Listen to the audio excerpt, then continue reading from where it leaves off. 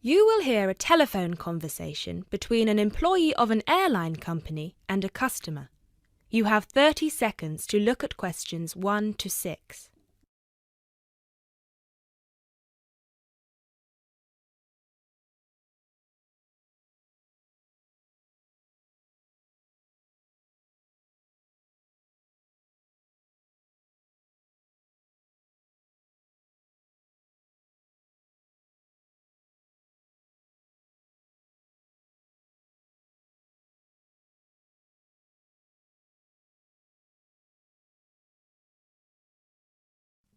GB Airlines, this is Kyle speaking. How can I help?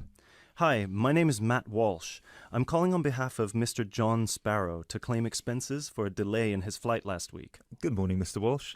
Thank you for calling. Could you please tell me the flight number and the date of departure?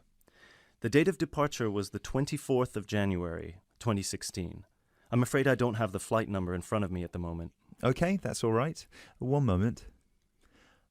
Could you tell me where was Mr. Sparrow departing from? He was departing from Athens. Is that Athens, Greece or Athens, Georgia? Athens, Greece. Right. And what was the destination? It was Heathrow, London. Right. We've got 2 flights from Athens to London, Heathrow, on the 24th of January 2016. Was it the 3:25 p.m. flight or the 9:45 p.m.? It was the later one, 9:45. Okay, so the flight number is GB1011. Right, okay. Okay, yes. I can see that Mr. Sparrow's flight was cancelled and he was booked on the next flight on the 25th of January at 3:25 p.m. Is that correct? Yes, that is correct. According to our system, one of my colleagues spoke with Mr. Sparrow on the phone on the 24th to inform him of the cancellation and offered to book a hotel for him for the night, but Mr. Sparrow preferred to book one himself. Yes, because he didn't want to stay near the airport, as the next flight was in the afternoon. Yes, of course. Could you tell me which hotel he stayed at? Yes, he stayed at the Hypnos Hotel. Oh, could you spell that for me? Of course. That's Hypnos. Right. Thank you for that. And could you please tell me how much the total cost was for the night? Sure. It was 73 euros. Right. Do you have a copy of the receipt for that? Yes, of course. Would you like me to send it to you? Yes, please. Can I email a picture of it to you? Absolutely. The email address is refunds@gbairlines.co.uk. Great, thank you. No problem. Were there any other expenses you wish to claim? Actually, yes. There was also the taxi ride to the airport and the taxi ride back the next day. Right. And what was the total cost? The first taxi ride was 53 euros and the second one was 42, so 63, 73, 83. Yeah, so the total was 95 euros. I'll send you the receipt for those as well. Thank you. Are there any other expenses? No, I think that's it.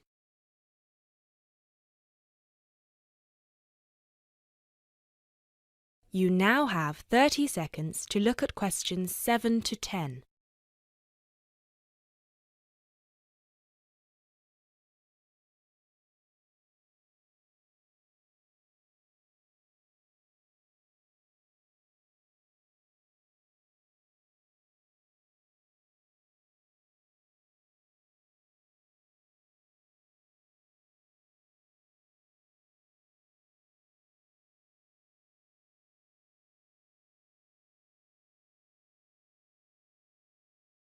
Excellent. So if you could please send us the receipts for the hotel and the taxi rides, and after we receive them, it should take about 48 hours for the funds to reach Mr. Sparrow's account. Perfect. Thank you so much. My pleasure. Is there anything else I can help you with? Actually, yes. There's one more thing. Mr. Sparrow complained about the meal during the flight. He said that it was a bit bland. Right. So he asked me if it was possible to switch to a different meal option for his upcoming flight to Kiev next week. Right, of course. Just give me a minute, please. Right, I see that Mr. Sparrow had the light meal option for his flight to London, and you would like to change that. What would you like to change it to? What are the other options? We've got 12 different meal options. Would you like me to list all of them for you? Well, Mr. Sparrow has told me that he would prefer something without meat. How many of these do not contain meat? We've got 3 meal options without meat. We've got the vegetarian option, the vegan option, and the Asian vegetarian. What's the difference? There's a variety of different dishes served with each option. For example, next week the vegetarian option will be a small spinach and feta cheese pie, a bread roll, a salad, and tropical fruit. And the vegan option? The vegan option doesn't include any dairy products, and it also doesn't include fowl, eggs, or honey. I'm afraid I don't have the specific menu for this week, but I can email it to you as soon as it becomes available. Oh, could you do that? That would be great. Yes, of course. I can email you a detailed description of all the meal options if you like. Yes, please. No problem. Please do not forget to call us back to change the meal option. You need to do that 48 hours before the departure time for international flights and 24 hours for domestic flights. So 48 hours for this one then? Yes, exactly. Perfect. Oh, no, I'm sorry. Transatlantic flights require 48 hours. All flights within Europe require 24 hours. So in this case, you will need to call us 24 hours in advance. I apologise for that. Okay, great. So, could I please have your email address so I can send you the menus? Certainly. It's matt.walsh@sparrowlimited.com.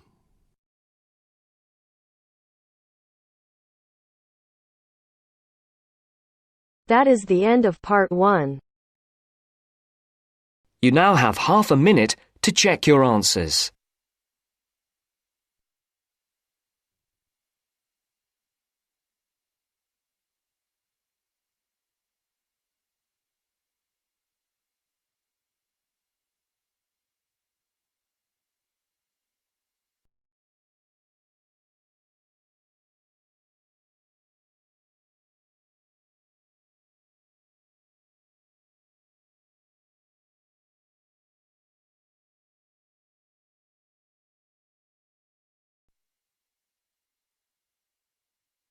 Now turns to part 2.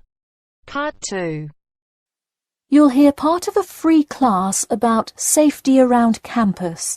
First, you have some time to look at questions 11 to 14.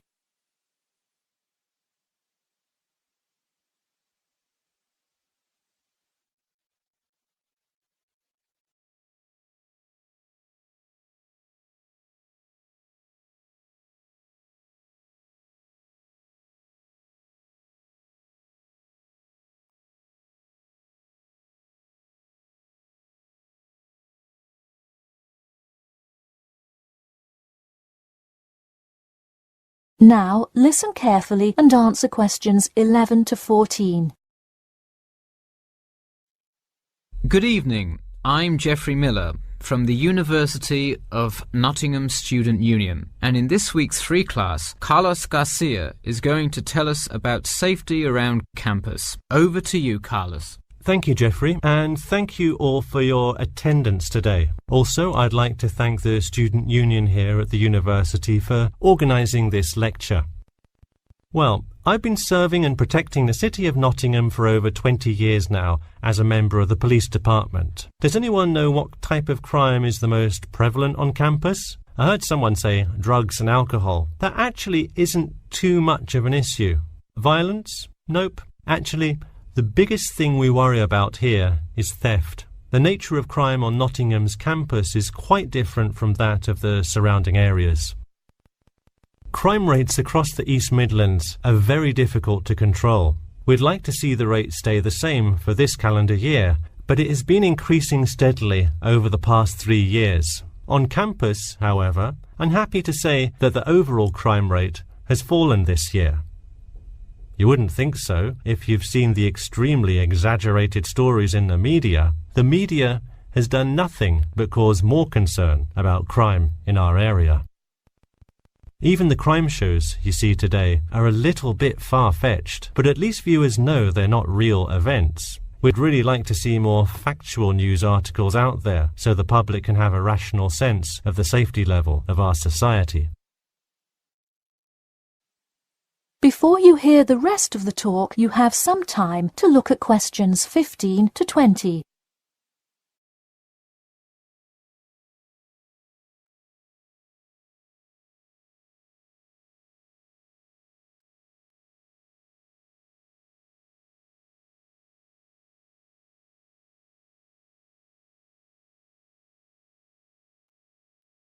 Now listen and answer questions 15 to 20. Okay, let's move on to what to do when you see a crime. Do not get involved if at all possible, and do not draw too much attention to yourself by running away in a conspicuous manner. Though most likely, and hopefully, you will not have to experience this situation, if you are being mugged, please do not try to resist. Instead, be compliant and seek help after the incident. Like I said, though, it is highly unlikely that you will find yourself amidst a crime, but it is important to be prepared should it ever happen. We find that educating students and staff on the correct precautions to take is the best way to increase your safety. Just remember to be smart when you're out late at night and avoid any area or person that looks suspicious. I know it sounds obvious, but I cannot stress this enough. It's also not a bad idea to have your mobile phone with you at all times, but be careful. If you're chatting on your smartphone on your way home, you're a prime target for thieves. I'd like to see a show of hands. How many people have left work or the library after 10 p.m. to go home before? A lot of you, right? If you do have to go home late at night, please don't walk home alone. More often than not, there's someone there that will be walking the same direction as you at some point. Walk home with a friend or co-worker. Even if you must use your phone to call someone that's nearby to walk with you, it's always safer to walk home with someone. So when you're walking home, you may feel more comfortable with some sort of self-defense, such as pepper spray. Now, it's your call whether you want to carry something like this or not. However, I absolutely advise against carrying a knife or any other offensive weapon. All too often, they can be used against you if you're disarmed, putting yourself in more danger. For all those interested, the Recreation Centre offers a free self-defense class to all students every Thursday evening. While obviously an introductory self-defense class may not equip you to fight off villains like a regular superhero, it does come in handy sometimes. After taking a self-defense class, you'll surely be more aware of possible dangers and how to deal with them. So hopefully now you have a more complete understanding of the nature of crimes committed on your campus and how to avoid being a victim. I know most students at the University of Nottingham are not the criminal types, but remember that there is no barrier like a wall or something keeping non-students out. There's no army force securing the borders, and I doubt anyone wants it that way.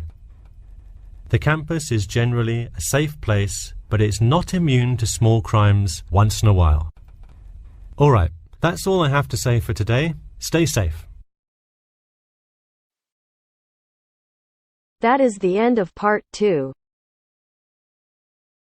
You now have half a minute to check your answers.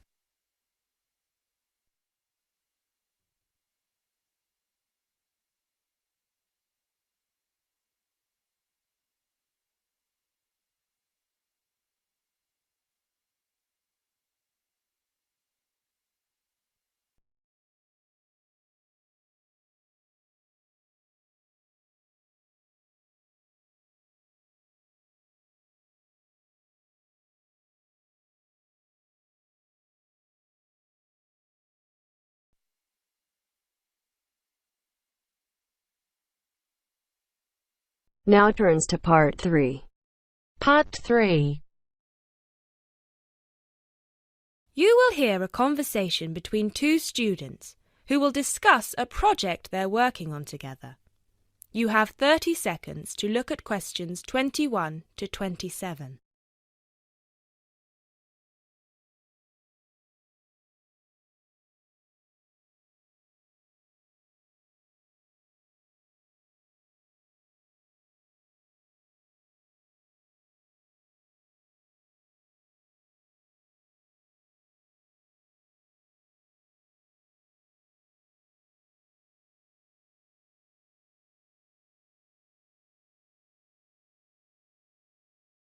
Hey Jess, glad you could make it. We've got a lot to discuss. Hi, Matt. Yes, sorry I'm a bit late. I did bring all my notes with me. Yes, me too. Where shall we start? Well, I think it would be a good idea to clarify our objectives just one more time. Yes, good idea. Okay, here we are. We need to record, photograph, and identify the plant species in 10 1 square meter plots. Does it say anything about where these plots should be and how they should be laid out? Ah, here it is.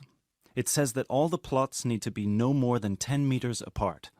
And how do we choose them? Ah, this is the fun part. I remember this. Here we are. Make a 1 meter square frame using bamboo sticks available from the department stores. Yes, we've already done that. I know, I'm just reading the whole section. Okay. One person stands roughly in the middle of the chosen area and throws the frame.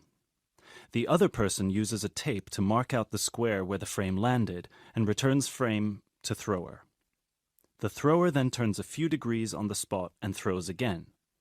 The thrower must turn slightly after each throw and vary the force of the throw until after the 10th throw they are pointing in almost the same direction as the first. That sounds a bit complicated. That's only because it's all in writing. It's just a simple throw, turn, throw, turn, throw, turn until we have 10 squares.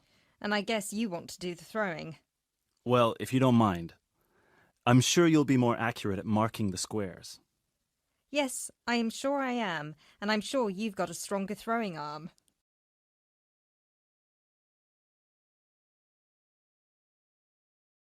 You now have 30 seconds to look at questions 28 to 30.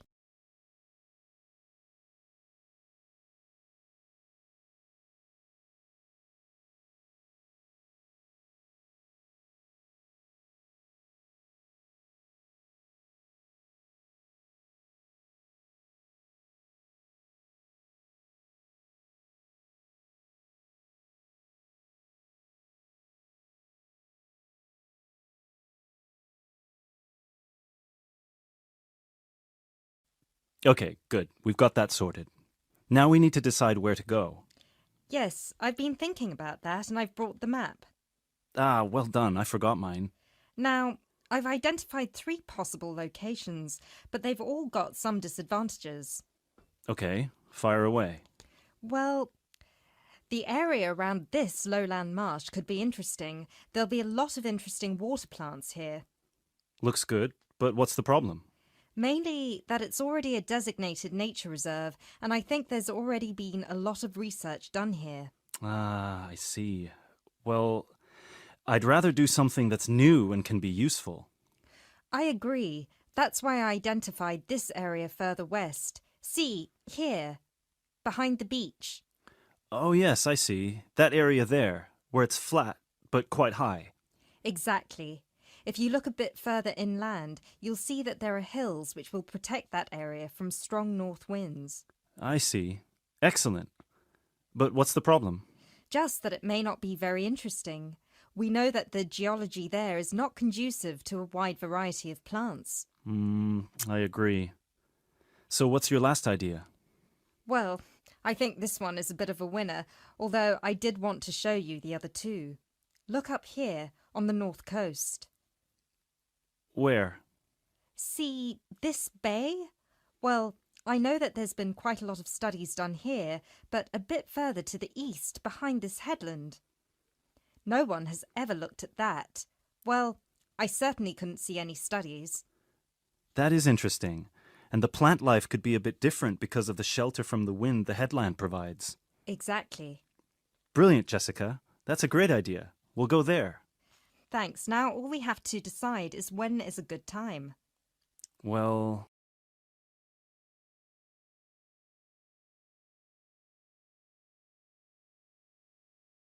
That is the end of part 3.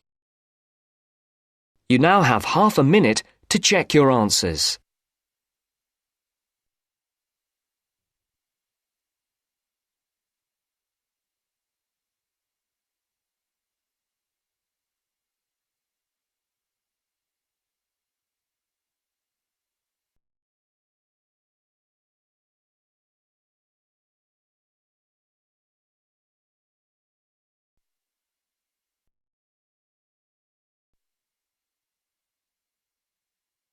Now turns to Part 4.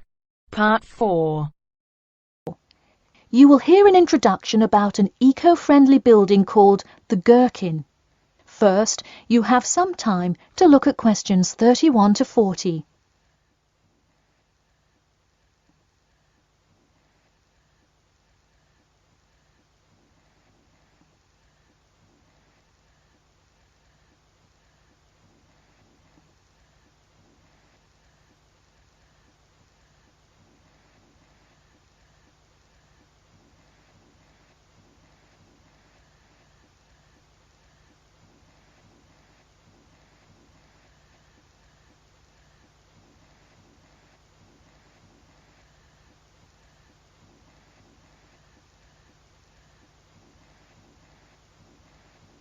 Now, listen carefully and answer questions 31 to 40.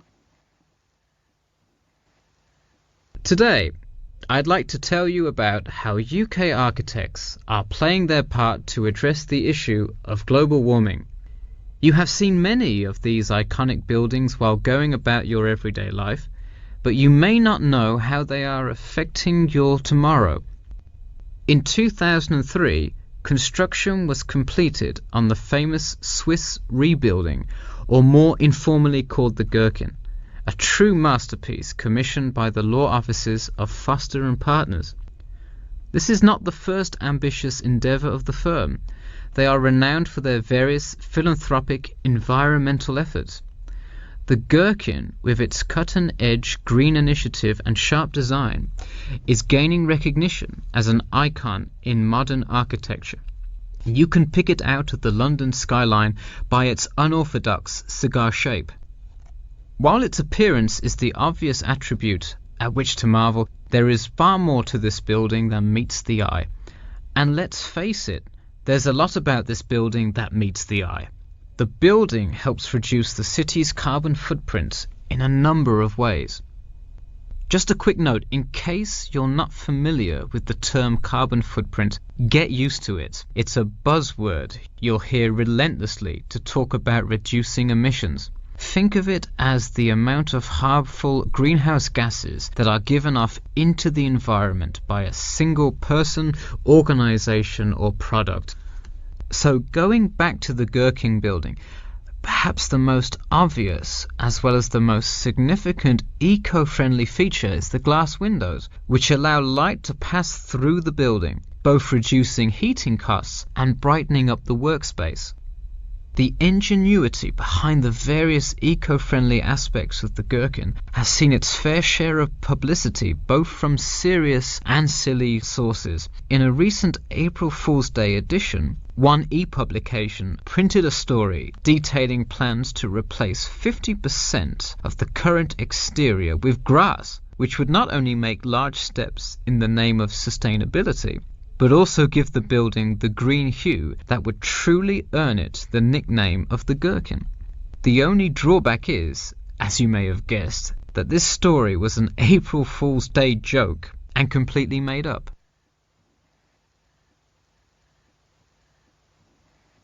In all seriousness though, the building is setting a new standard of design that other architects and city planners just cannot ignore.